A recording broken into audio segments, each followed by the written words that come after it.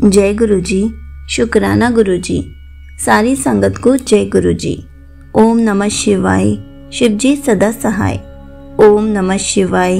गुरु जी सदा सहाय। शिव पुराण श्री कोटि रुद्र संहिता का 17वां अध्याय महाकाल महात्म्य। सूत जी बोले, हे ब्राह्मणों, अब मैं आपको महाकालेश्वर की उत्पत्ति की कथा सुनाता हूँ। उज्जैन नगरी में राजा चंद्रसेन का राज्य था। भगवान शिव के मुख्य सेवक मणिभद्र के साथ उसकी घनिष्ठ मित्रता थी। मणिभद्र ने राजा चंद्रसेन को कौस्तुभ मणि भेंट की। राजा ने प्रसन्नता पूर्वक मणि को अपने गले में धारण कर लिया। वह कौस्तुभ मणि सूर्य के समान चमकती थी, जिसे देखकर अन्य राजा चंद्रसेन से ईर्ष्या रखने लगे। सब राजाओं ने मिलकर चंद्रसेन पर आक्रमण कर दिया।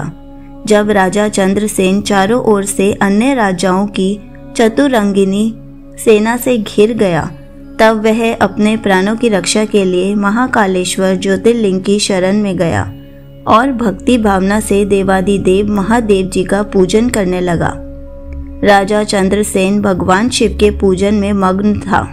उसी समय एक विधवा गोपी अपने छोटे से बालक को गोद में लिए वहां आई। वह बालक राजा को शिव पूजन करते हुए देखता रहा। जब गोपी वापस घर आ गई, तब वह बालक मन में शिव पूजन का निश्चय करके कहीं से एक पत्थर ढूंढ लाया और उसे स्थापित करके धूप, दीप, गंध, पुष्प, नैवेद्य से उसी प्रकार पूजने लगा जिस प्रकार उसने राजा को करते देखा था। उसकी माता ने उसे भोजन करने के लिए बुलाया, परंतु वह तो अपनी आराधना में लगा था। जब बार बार बुलाने पर भी बालक नहीं आया, तब उसकी माता को क्रोध आ गया और वह वहां से बालक को खींचकर ले गई और डांटने फटकारने लगी। उसने शिवलिंग रूप में स्थापित उस पत्थर को उठाकर फेंक दिया। यह देखकर बालक बहुत दुखी हुआ और शिवजी का नाम लेते हुए मूर्छित हो गया। बालक की ऐसी हालत देखकर माता रोने लगी और रोते रोते वह भी बेहोश हो गई। कुछ समय बोलने पर बालक को जब होश आया, तो उसने स्वयं को भगवान शिव के सुंदर मंदिर में, जहाँ रत्नमय ज्योतिर्लिंग स्थित था, पाया। यह देखकर वह बड़ा आश्चर्यचकित हुआ। भगवान शिव को धन्यवाद करके उनका नाम जपता हुआ वह बालक अपने घर की ओर चल पड़ा। घर पहुंचकर उसने देखा कि उसके घर के स्थान पर एक सुंदर महल खड़ा था। अंदर उसकी माँ सुंदर वस्त्र आभूषण पहने रत्न जड़ित पलंग पर सोई थी। उसने अपनी माता को जगाया। सब कुछ जानकर वह अत्यंत प्रसन्न हो गई। दूसरी ओर जब राजा चंद्रसेन का पूजन समाप्त हुआ, तो उसे सब कुछ ज्ञात हुआ। राजा अपने मंत्रियों को साथ लेकर गोपी के पास पहुंचा। वहां उन्होंने उत्सव किया। शीघ्र ही यह समाचार पूरे नगर में फैल गया। जब चंद्रसेन के शत्रुओं को यह पता चला कि उसकी नगरी पर भगवान शिव की विशेष कृपा है, तब उनके शत्रुओं को यह समझ आ गया कि राजा चंद्रसेन महाकालेश्वर का परम भक्त है, इसलिए हम उसे कभी जीत नहीं सकते। वे सब राजा चंद्रसेन से मित्रता करने हेतु उस गोपी के घर चले गए। वहां पहुंचकर उन्होंने शिवजी का पूजन किया और राजा से मित्रता कर ली।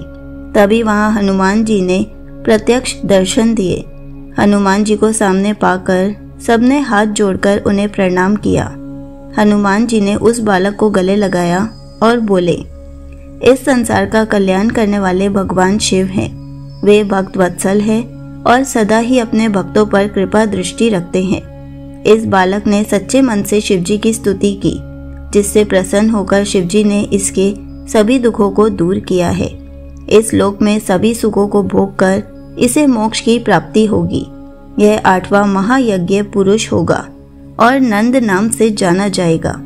भगवान विष्णु जब कृष्ण का अवतार लेंगे, तो इसी के घर में निवास करेंगे। यह कहकर वे अंतर्धान हो गए। तत्पश्चात सब राजा विदा लेकर अपने अपने नगर चले गए। राजा चंद्रसेन विधि पूर्वक महाकालेश्वर का पूजन करने लगे और इस लोक में सभी सुखों को भोग कर अंत में मोक्ष पद को प्राप्त हुए। संगत जी, यहीं पर शिव पुराण श्री कोटि रुद्र संहिता का 17वां अध्याय समाप्त होता है। जय गुरु जी। शुक्राना गुरु जी।